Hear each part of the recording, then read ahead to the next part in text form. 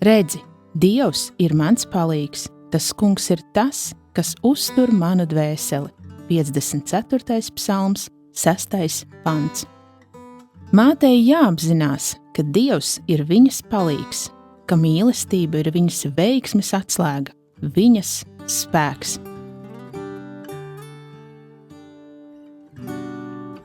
Mammu, šodien 3 atziņas tieši tev. Dievs ir tavs palīgs, mīlestība tavas veiksmes atslēga un mīlestība tavs spēks. Cik gan ļoti daudz mainītu, ja es tiešām apzinātos, ka Dievs ir palīgs, gatavs dzirdēt lūgšanas, gatavs iespaidot bērna sirsniņu, lai kādā vētras brīdī bērns nomierinātos, spētu sadzirdēt Dieva balsi, gatavs likt manā galvā domu, ko man tagad reāli darīt, vai ar savu 3-gadnieku, kurš sāk apzināties sevi un ir sacēlies pret kādu kārtību, vai ar 11-gadnieku, kurš ir apstājies man atvērt savu sirdi, un visas mūsu sarunas šķiet ir strīdi. Dievs vēlas palīdzēt. Mīlestība dos veiksmi bērna audzināšanā. Te nav ko piebilst, kā vienīgi kādas dziesmas vārdus. Kā gan lai dodu, ja nespēju saņemt?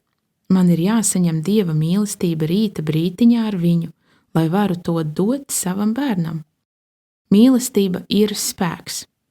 Ne ar bruņotu spēku, ne ar varu, bet ar manu garu, saka tas kungs Cebauts. Caharijas grāmata, 4. nodaļa, 6. pants. Ne mana balss pacelšana vai cits spēka pielietojums varētu ko mainīt, bet gan mīlestība. Pateicība dārgajam Dievam, mūsu pestītājam, lai tevi iedrošina kādas dziesmas vārdi. Viņš ir šeit, lai būtu klāt, kad bēdas ir vai prieks. Viņš ir šeit, lai nāktu līdz tev ceļā stiprināt. Jēzus dzird tevi, mans draugs, viņš ir tavs ceļa rādītājs. Kad pakritis un viens, čuksti tik vārdu palīdzi. Viņš tev vienmēr blakus ir, jo Jēzus dzird. Šodien aicinām pārdomāt 21. pērli kopā ar mammu Ievu. Protams, ka mēs mammas mīlam savus bērnus un cenšamies gādāt, lai viņi jūtas labi, pasargāti, saprasti.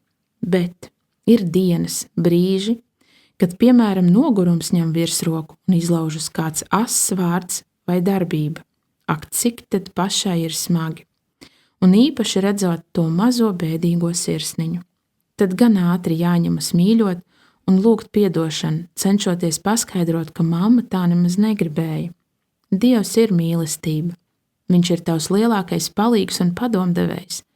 No viņa nāk viss tīrais un labais.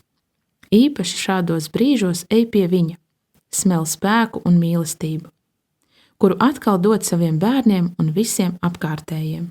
Lai ar Dieva palīdzību mums šodien izdodas.